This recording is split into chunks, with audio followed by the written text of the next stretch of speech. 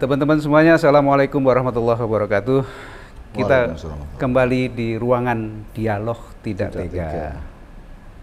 Di episode sebelumnya saya berhutang menjanjikan satu tema yang bernama ilmiah. Nah, saya punya pengalaman atau punya bacaan bahwa ini saya mintakan kepada Cak Nun untuk mengelaborasinya. Jadi menurut penelitian seorang Jepang, di mana dia meneliti tentang kandungan air. Dia membandingkan air itu, kalau yang satu biasa, artinya air plain water gitu. Kemudian yang satu adalah air yang sudah dibacakan kepadanya itu Al-Fatihah. Atau wirid apapun. Maka struktur dari air itu, jadi dilihat di mikroskop elektron itu sangat berbeda. Nah, perbedaan itu visual lah. Kalau mikroskop elektron kan bisa membandingkan, memvisualisasikan apa yang ada dalam tingkatan elektron.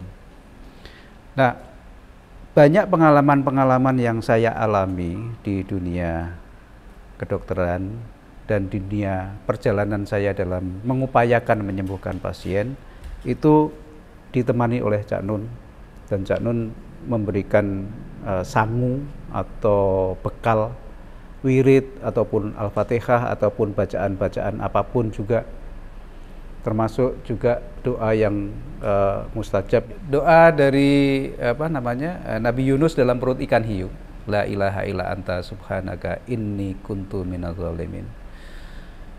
Itu menjadi favorit saya juga, di samping Al-Fatihah dan juga doa-doa yang lain. Nah, kali ini saya ingin sinau kepada Cak Nun dan untuk kita semuanya, apa sih sebenarnya ilmiah dari wirid itu? Apakah dia mungkin suatu saat kita akan buktikan bahwa orang yang dengan wirid tertentu akan sembuh dari penyakit, atau wirid tertentu akan menjadi ampuh dan lain sebagainya, apapun. Saya kira kalau kita melihat itu ya tatanannya atau outline sebab akibatnya itu, wirid dan ilmu itu sama posisinya. Jadi orang mencari paket-paket penyembuhan melalui ilmu kedokteran, itu posisinya di depan Tuhan sama dengan orang melakukan wirid-wirid atau berdoa atau zikir atau hizib atau apapun tingkatannya bermacam-macamnya. Sama posisinya, yaitu itu semua adalah ikhtiar manusia. Ikhtiar manusia ini kan sangat luas, Pak Edot ya. Jadi misalnya, kenapa tidak ada peninggalan-peninggalan fisik pada kerajaan-kerajaan Nusantara misalnya? Kenapa tidak ada penemuan-penemuan seperti dulu ada Al-Kindi, ada Al-Farabi, ada Ibnu Sina dan seterusnya, atau ada Einstein, ada Thomas Alva Edison dan seterusnya. Tidak ada penemuan yang sifatnya eksternal, ekstrinsik di masyarakat Jawa. Dari Kalingga sampai Mojopahit sampai Mataram kan tidak ada penemuan itu. Bahkan peninggalan fisik pun hampir tidak ada. Saya kira kita harus bertekad baik untuk memahami bahwa memang konsentrasi masyarakat dengan peradaban di Pulau Jawa ini beda dengan di luar. Gampangannya kalau sabrang anak saya bahasanya gini, dulu mbah-mbah kita tuh kalau ingin ketemu satu sama lain, mereka masuk ke dalam dirinya, terus mereka melakukan satu disiplin rohani, hati, pikiran, sehingga orang yang ingin ditemuinya itu merasa gitu kan. Peradaban Jawa, peradaban Nusantara itu peradaban intrinsik, sementara peradaban di luar, terutama peradaban Barat itu peradaban ekstrinsik. Orang Barat itu supaya sampai ke suatu tempat itu bikin kereta atau pesawat dan mobil, tapi kalau orang kita itu mengolah batinnya, jadi ada yang perjalanan keluar, ada perjalanan ke dalam. Itu saya mungkin cari-cari alasan, tapi memang yang hancur dari kita sekarang adalah karena kita ikut peradaban ekstrinsik dan kita kehilangan peradaban intrinsik. Kita kehilangan kepekaan, kehilangan kejelian, kehilangan ketajaman batin dan seterusnya. Gitu. Nah sekarang menurut saya ilmu kedokteran itu ekstrinsik. Oh, bahwa kalau orang pusing kepala itu kasusnya ini, maka bisa diambil ada cairan dan buah atau zat apa, diramu, itu bisa mengubah apa yang menyebabkan sakit kepala misalnya gitu. Itu kan ekstrinsik. Sementara kalau mbah-mbah kita itu dulu jalan keluarnya intrinsik. Misalnya pernafasan atau disebul ya, disuwuk gitu ya, disuwuk. Jadi itu pencariannya pencarian dunia dalam, bukan pencarian dunia luar. Tapi kalau posisinya sama di depan Tuhan, Anda mau pakai ilmu kedokteran barat yang ekstrinsik, material fisik, juga posisinya adalah posisi ikhtiar, posisi berusaha. Posisi kalau kemarin saya sebut itu posisi sampai langit kedua, tapi tidak bisa langit ketiga, tidak bisa langit kepastian. Sama dengan wirid. Saya sudah mengajari wirid banyak sekali kepada jamaah ma'iyah ya, untuk kasus yang berbeda-beda. Tapi kan Tuhan juga tidak butuh konteks. Tuhan tuh maunya pokoknya saya kabulkan, biar doamu tidak cocok tidak apa-apa. Karena hatimu baik tak kabulkan juga bisa. Jadi Tuhan kan perhitungannya berbeda. Regulasinya Tuhan tidak seperti regulasi textbook manusia gitu loh. Terserah Tuhan. Makanya disebut insya Allah. Jadi semua masalah itu posisinya adalah insya Allah. Jadi ilmu kedokteran ya insya Allah, mudah-mudahan bisa menyembuhkan kan gitu kan. Wirid juga begitu, kebatinan juga begitu, tasawuf juga begitu. Mudah-mudahan Allah mengabulkan. Jadi kedua-duanya sama-sama terlibat di dalam posisi insya Allah. Maka insya Allah itu sangat penting. Kata insya Allah itu termasuk sakti atau kunci dari kehidupan manusia. Setahu saya Rasulullah pernah dihukum tidak dikasih wahyu beberapa bulan karena dia lupa bilang insya Allah. Jadi dia meloncat ke langit 3 memastikan sesuatu tanpa bilang insya Allah. Nabi Sulaiman juga begitu, meniduri 100 istrinya ya toh, atau 1000 saya tidak tahu. Kemudian dia punya niat supaya nanti salah satu anaknya akan meneruskan, saya akan menjadi penerus kerajaan saya. Tapi dia lupa bilang insya Allah, maka Allah hanya ngasih anak 1 dari 100 istrinya, itu pun anaknya cacat. Jadi begitu mutlaknya kata insya Allah. Jadi kesadaran kampus, kesadaran politik, kesadaran manusia, kesadaran komunitas, kesadaran apapun itu nomor 1 adalah insya Allah. Bahwa semua itu tergantung Tuhan menghendaki apa tidak. Kadang-kadang wiritannya ya Allah tok ya enggak apa-apa, subhanallah tok enggak apa-apa, alhamdulillah tok enggak apa-apa, al-fatihah lengkap ya enggak apa-apa, udah monggo. Karena yang utama nanti adalah Allah menghendaki apa tidak. Wiritan itu bukan seperti, itu kan seperti peluru yang diluncurkan ya Dot. Tapi kan tergantung hulu ledaknya. Meskipun Anda punya bom, tapi kalau enggak punya hulu ledak bomnya kan enggak bisa diledakkan, enggak bisa diluncurkan. Jadi menurut saya setiap wiritan sama dengan setiap ilmu dari kedokteran ya, kan tergantung dokternya akhirnya. Ada dokter yang kadang-kadang di luar textbook menyembuhkan orang, diperkenankan untuk sembuh pasiennya. Ada yang sangat textbook juga tidak sembuh bisa juga. Jadi terserah Allah jadi gitu. Jadi terserah yang punya, terserah Tuhan. Nah, wirid juga begitu Pak Edot. Banyak saya punya paket-paket wirid untuk ini, untuk ini, untuk ini, untuk ini. Dan ada yang saya suka, ada yang saya favorit, ada yang saya terharu dan seterusnya itu ya. Dan anak-anak juga sering minta.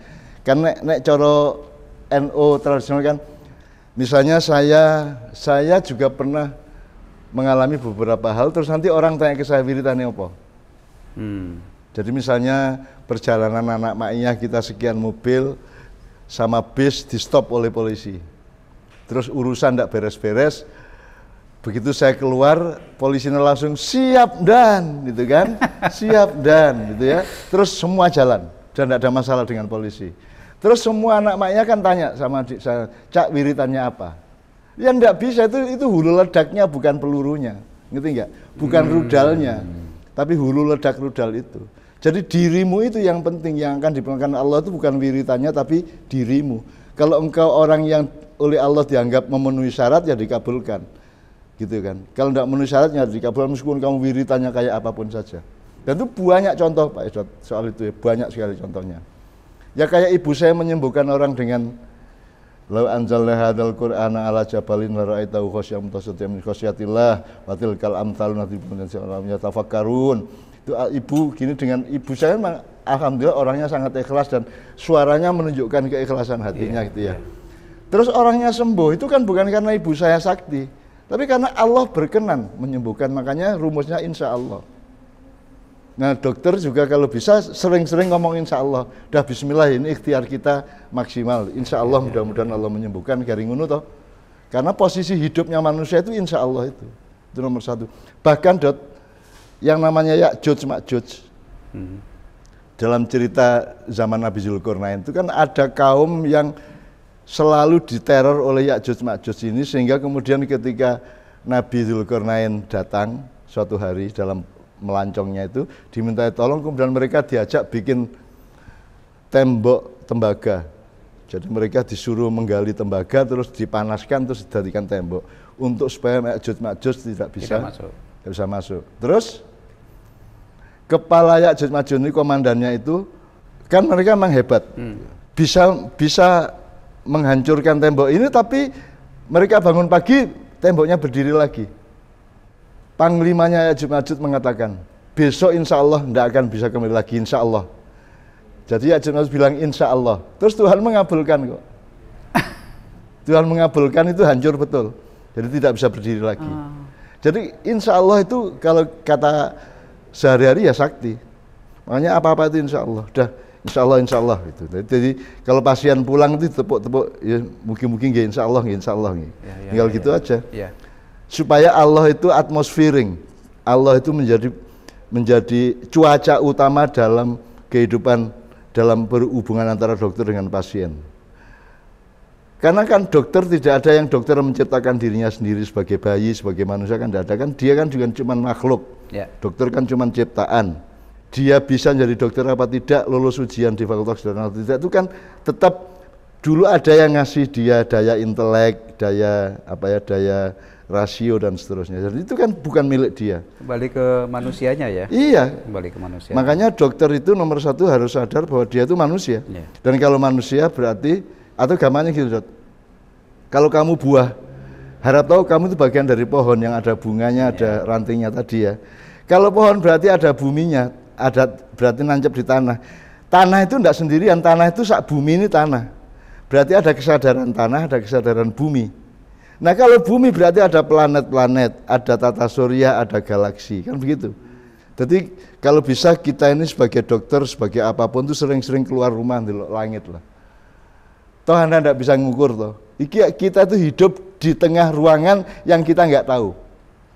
Kita hidup di tengah ruang kosong yang luasnya berapa kita nggak tahu. Jangankan ruang kosongnya, tata suryanya aja kita nggak bisa menjangkau, apalagi galaksinya, apalagi sekian galaksi. Kalau dokter punya kesadaran kosmis seperti itu tiap saat kan bagus. Itu namanya takwa. Mohon maaf ini. Jadi dokter yang bertakwa adalah dokter yang waspada bahwa ketika dia menangani pasien itu ada malaikat, ada Tuhan, ada jin, ada ketentuan ABC, ada sebab akibat, ada hulu hilir, ada satu bulatan kosmos yang sangat luas yang kita terikat di dalamnya gitu. Jadi bisa dibilang bahwa seilmiah-ilmiahnya dokter atau manusia itu nanti toh akhirnya bagaimana cara kita merayu Allah. Terima kasih Cak Nun, teman-teman semuanya. Semuanya toh akan kembali bagaimana Allah supaya tidak tega kepada kita. Dan ya apapun yang kita upayakan, apapun yang kita usahakan, semuanya akan kembali kepada Allah. Assalamualaikum warahmatullahi wabarakatuh. Waalaikumsalam.